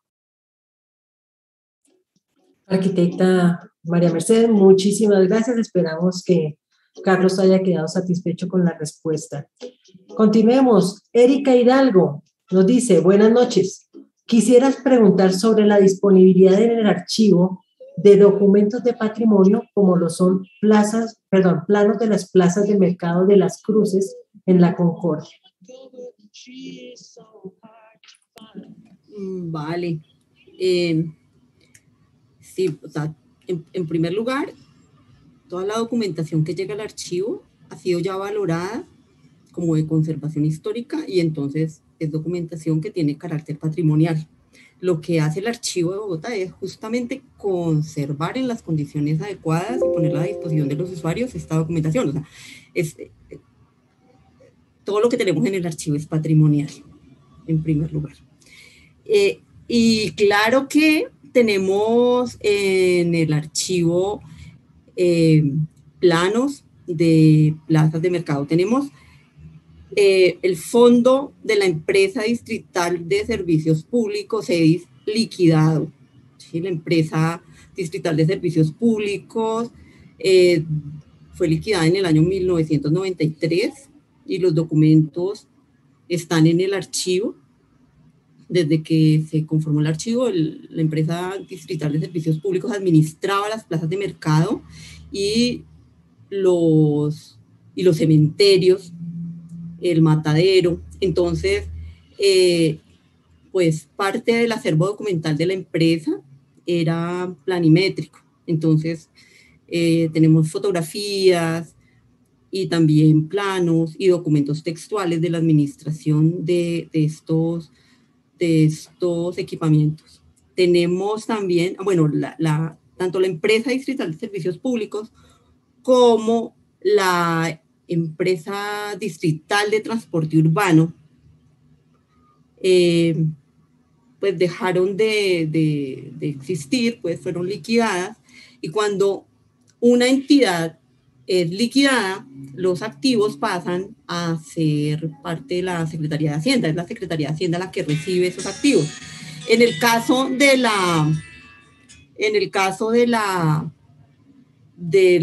estas dos empresas, pues cuando se construyó el archivo en el año 2003, la Secretaría de Hacienda hizo la transferencia de estos documentos que los tenía. La Secretaría de Hacienda se llama Oficina de Proyectos Especiales de la Secretaría de Hacienda, es la dependencia que transfiere al Archivo Bogotá esos documentos. Son los primeros fondos que llegan al Archivo Bogotá, estos dos. Llegan en el año 2003, justo cuando se inaugura. Casi que el archivo se inaugura con estos fondos. Entonces, para responderte, sí tenemos imágenes, planos de las plazas de mercado. La Plaza de las Cruces en particular, bueno, la de la Concordia también recientemente remodelada. Me gustaba más la anterior, pero esta es una opinión mía. Me gustan más las plazas como eran las plazas. Pero sobre todo de la Plaza de las Cruces tenemos incluso algunos estudios hechos por estudiantes, creo que de la Universidad Javeriana, de la remodelación de la Plaza de las Cruces.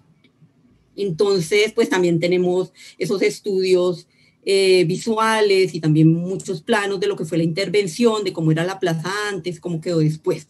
Claro que tenemos, pero con muchísimo gusto. A mí me encanta lo que hago y recibir a las personas y que vayan a consultar y es claro que sí. Además que como han dejado de ir por la pandemia, pues que nos están haciendo falta. Gracias. A nosotros también nos hace falta darnos un paseíto por el archivo y disfrutar de toda esa documentación que ustedes tienen.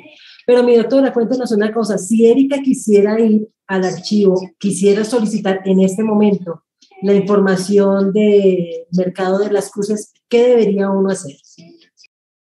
El archivo de Bogotá, durante este tiempo de cierre por la pandemia, tocó agendar citas, entonces era un poquito más difícil. Era enviar un correo y le respondíamos no inmediatamente, sino venga, hacíamos los turnos porque no todo el personal del archivo está yendo. Entonces agendábamos la cita más o menos en una semana. Si usted enviaba el correo hoy, pues en una semana podía ir al archivo. Eso así no, eso es muy raro pues para nosotros. Pero a partir de la semana entrante es lo que hemos estado negociando con el director. Además es una orden de la alcaldesa. A partir de la semana entrante tenemos que estar presencialmente atendiendo usuarios. ¿Qué se hace? Sí, cualquier persona puede entrar al archivo Bogotá. Tiene que registrarse, llevar un documento de identidad. Eso es importante porque a veces cuando somos estudiantes nos llevamos la cédula siempre o la tarjeta de identidad. Entonces, después cuando uno es mayor sí sabe que tiene que cargarla, pero las personas muy jóvenes a veces no llevan documento de identidad y toca llevar un documento de identidad para que las personas de la guardia del archivo les dejen entrar a la sala de consulta. Si quieren, o sea, si están iniciando una investigación, la investigación para la tesis del pregrado, del posgrado, entonces, y quieren acreditarse como investigadores del archivo, entonces llevan una carta de presentación que puede ser que se la dé la universidad o una carta que redacten a título personal, que está iniciando una investigación, en qué tema, y entonces ya queda registrada como investigadora en el archivo y pues estamos enviándole pues atentamente las novedades de fondos y de colecciones que lleguen y que se relacionen con su tema, que es como la razón por la que solicitamos, si la gente quiere, si los investigadores quieren acreditarse como investigadores en el Archivo Bogotá. La consulta se hace de 7 de la mañana, como les decía, a 4:30 de la tarde en jornada continua. Llevar guantes por la pandemia, pero también por la manipulación de los documentos. Siempre llevar cubrebocas estos días, quién sabe cuántos años más vamos a estar con esto, pero sí, todo llevar cubrebocas y guantes. No, esas como básicas las normas para consultar en el archivo. Doctora, muchísimas gracias, doctora Carmen Alicia. Sigamos con nuestra siguiente pregunta, pero antes, Erika, ya sabes qué es lo que tienes que hacer. Este era el espacio indicado para que supiéramos cuál era el proceso. La arquitecta Sandra Sabogal nos pregunta, ¿por qué se pierde esa sensibilidad ante edificaciones tan interesantes como esta y cómo se pueden resignificar? Arquitecta María Mercedes, la escuchamos. Sí, tristemente yo creo que hay un desconocimiento de la mayoría.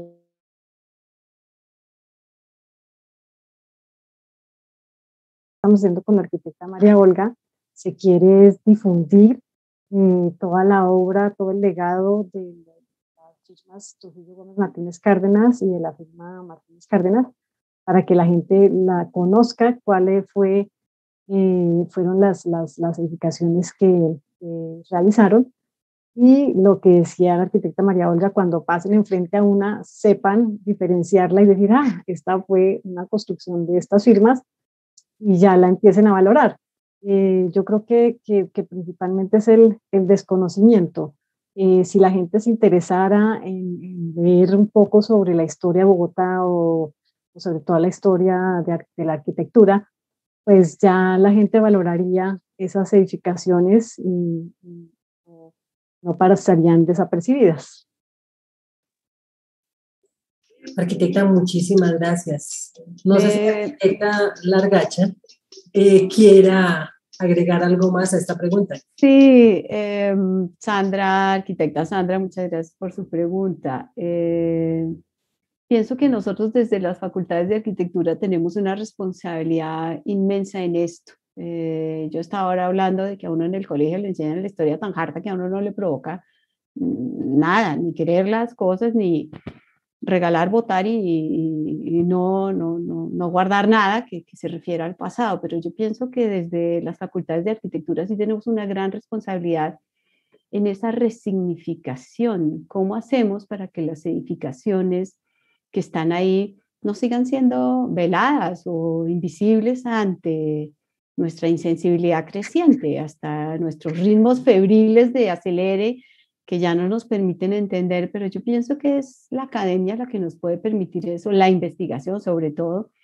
y la vinculación de estudiantes a los semilleros que empiezan a entender cómo a través de mirar, preguntar, solamente con preguntarse sobre lo que está ahí, es la primera cosa, la primera curiosidad. Si yo logro que haya una curiosidad acerca de algo, empiezo a darle un significado a aquello que le estoy preguntando. Y yo pienso que ahí en la academia sí tenemos una labor que la arquitecta Sandra hace con bastante frecuencia en sus vigías del patrimonio. Arquitecta, muchísimas gracias. Seguimos otra intervención. La arquitecta Diana Ivonne Jiménez dice: ¿será pérdida de la sensibilidad o desconocimiento de la población en general de lo que hay en la ciudad? Arquitecta, ¿quién la quiere responder? ¿La arquitecta María Mercedes? ¿La arquitecta María Olga? Alice, no sé, de pronto te arriesgues con esa parte de patrimonio. ¿Quién de las tres quisiese responder? Bueno, yo arranco porque es que a mí me cuesta un trabajo quedarme callada.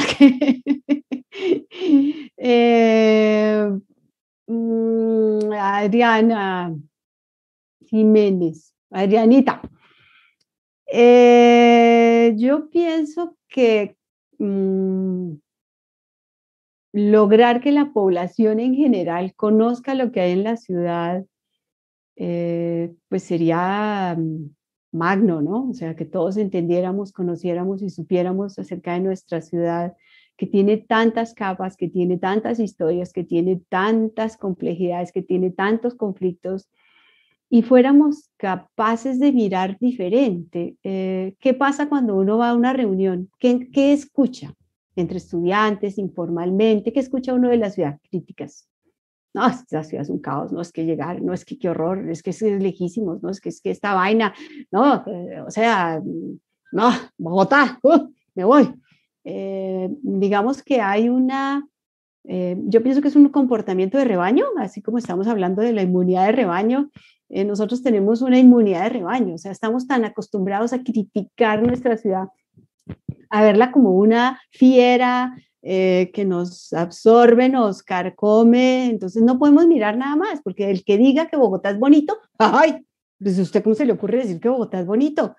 No, pero no usted no la mira, no se da cuenta de lo que es Bogotá. Y no, pues sí, yo quiero a Bogotá, me parece una ciudad increíble, vital, compleja, conflictiva, dinámica. Bueno, pues con todo lo bueno y todo lo malo que tiene una ciudad. Y si la gente que quiere hablar mal de Bogotá, eso se le hace agua a la boca. No, qué horror, ¿no? Muy cachaco, pues que los que hablan así somos muy cachacos o son muy cachacos. Entonces digamos que es esa costumbre que tenemos de esa invisibilidad. Nosotros no podemos hablar bien de Bogotá, no podemos decir algo bueno Bogotá, porque es que salen todos los que ya estamos tan curtidos que no podemos sino entender la ciudad como esa fiera absolutamente descomunal que ya va más allá de toda capacidad de planeación, toda capacidad de revitalización, toda capacidad de intervención o toda capacidad de cambio. Entonces, pues creo que sí hay un poco de sensibilidad, o la sensibilidad primero que el desconocimiento, para contestarte, querida arquitecta Adriana. Muchas gracias. ¿Alguna más quiere generar algún aporte o continuamos con nuestra siguiente pregunta? Bueno, yo quisiera aportar, en algún momento, hace unos años, el Instituto Distrital de Patrimonio Cultural realizaba unos recorridos por la ciudad y eran interesantísimos, eran grupos como, no sé, 15, 20 personas. Por ejemplo, uno, recuerdo especialmente, por ejemplo, sobre las esculturas de la ciudad. Entonces se hizo un recorrido por varios sectores, mirando y contándonos, y nos contaban la historia de cada uno de los personajes que se miraban. Y yo no me acuerdo, que nunca se me olvidará, ya después cuando paso frente a esas esculturas, sobre esas historias que nos contaron en ese recorrido, y así va uno como fijando pues la atención sobre eso que le contaron. Igualmente unos recorridos muy interesantes por el centro de la ciudad, por la zona de la Candelaria, se visitó el Palacio de San Carlos, inclusive hubo una visita al interior del Palacio de Nariño. Bueno, fueron recorridos espectaculares, que sensibilizaban también sí mucho a la gente, y pues la gente aprendía y empezaba a valorar lo que estaba viendo, y yo creo que pues nunca se les olvidarán. Sería muy interesante que algún día ojalá se vuelvan a realizar esos recorridos. Arquitecta, muchísimas gracias. Gerson Rodríguez nos pregunta, ¿llegará el tiempo en que se pierda el patrimonio cultural y arquitectónico por culpa de la expansión sin el control que está sufriendo la ciudad? Esta pregunta está dirigida para nuestra doctora Alicia.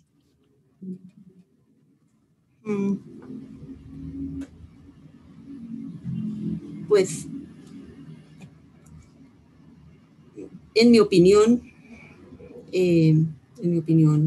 pues no lo concibo. No concibo la pérdida del patrimonio cultural y arquitectónico en la ciudad. Eso, creo que las arquitectas que tienen más conocimiento al respecto, sobre todo del patrimonio arquitectónico, lo han comentado. La responsabilidad de la preservación del patrimonio es social, es de todos, pero sobre todo de la academia, de las instituciones, y entonces estas instituciones son garantes, y la tarea que hacemos, por ejemplo, desde el Archivo de Bogotá como institución pública que se encarga de garantizar la conservación del patrimonio documental, pero seguramente las otras entidades estamos en eso, la misma tarea que hacen ustedes desde la Universidad Gran Colombia, desde la Facultad de Arquitectura, es garantía de la preservación, de la conservación, sobre todo del patrimonio, de las diferentes formas de patrimonio.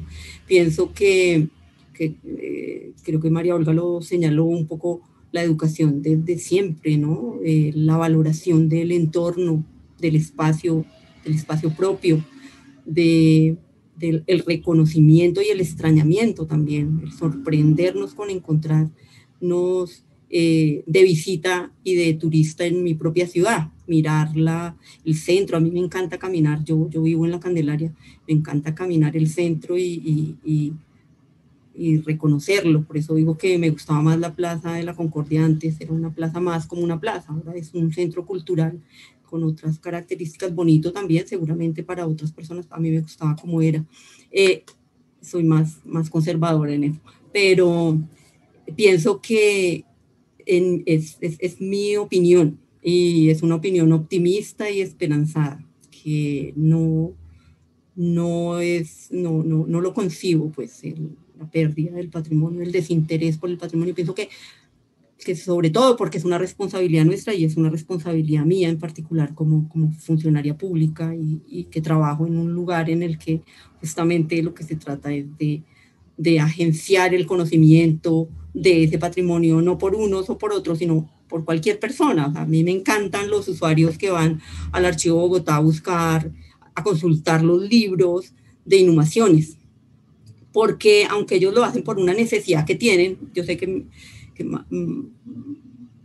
María Mercedes y María Olga han visto cuando van al archivo mucha gente mayor que va a consultar libros, y son ruidosos a veces personas que no ven bien, necesitan mucho la ayuda. Es una de las consultas también más frecuentes.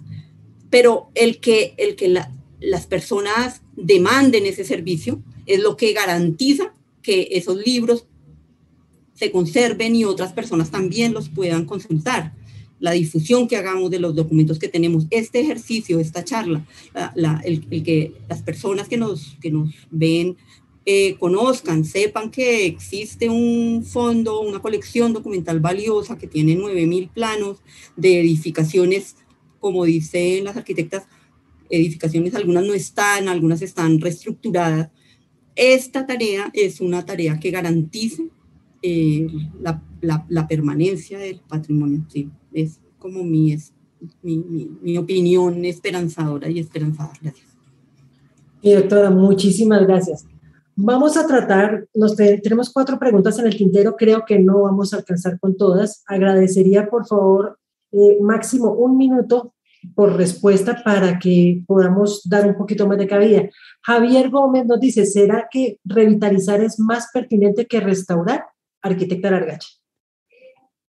Bueno, esa pregunta era como para ti, arquitecta Claudia Mónica, más que para mí, pero yo pienso que, digamos, tú me corregirás, ¿no? Querida arquitecta patrimonialista, pero entiendo que el valor de una edificación no está en tenerla igualitita, ahí como si no le pasara el tiempo, como no, es que está idéntica como hace 100 años, ¿no? Eso está divina, igualita, pero no significa, no nada se ve linda, ¿no? La yesería perfecta, depende de la edificación. Si nos vamos al Museo Santa Clara, que era iglesia y que ahora es museo, y vemos cómo está de divino ahora que lo acaban de restaurar, los invito a que vayan, es absolutamente espectacular. Cuando uno entra y la mira y mira las cubiertas, las ventanas, las yeserías, las decoraciones, uno dice, wow, pero ese era una iglesia que es un museo y que se usa para dar un concierto y que se usa para hacer música y que se usa para exponer y que se usa para exhibir, está revitalizado y restaurado. Yo creo que no compiten esos dos términos. Y eso fue menos de 1 minuto. Gracias. Sí, señora, muchas gracias. Tratemos de irnos con la última pregunta.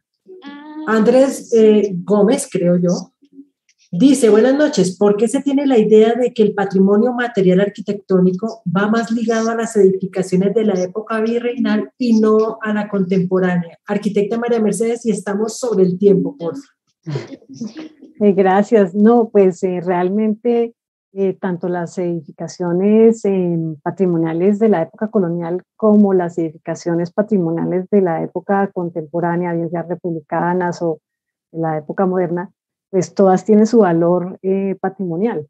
Entonces, generalmente sí se le da más importancia a las de la época colonial, pero en realidad hay como hemos visto en este caso de que expusimos de nuestra investigación, que hay muchísimas edificaciones que son bienes de interés cultural, bien sea de carácter nacional o distrital, que tienen también mucha importancia y son de épocas recientes. Arquitecta, muchísimas gracias. Juliet Geraldine, qué pena contigo, maestro José Reinaldo Tibaduiza, lamentamos mucho, no puede responder. Paulo Romero, se nos cae la cara de la vergüenza, no podemos más por tiempo. Para todos ustedes, para nuestras ponentes, muchísimas gracias por la participación, muy interesante la temática. A los asistentes, mil gracias por estar aquí con nosotros. Recuerden, no olviden dar like, no olviden suscribirse al canal, ¿ok? De la Universidad de la Gran Colombia, nuestra Facultad de Arquitectura. Y recuerden algo antes de irnos, saber de historia, saber de patrimonio y recordar nuestro pasado para poder dialogar con otros, nos vuelve interesantes, nos vuelve sexys. Un abrazo, feliz noche a todos y muchas gracias. Muchas gracias. Muchas gracias, hasta buenas luego. noches. Hasta luego, muchas gracias.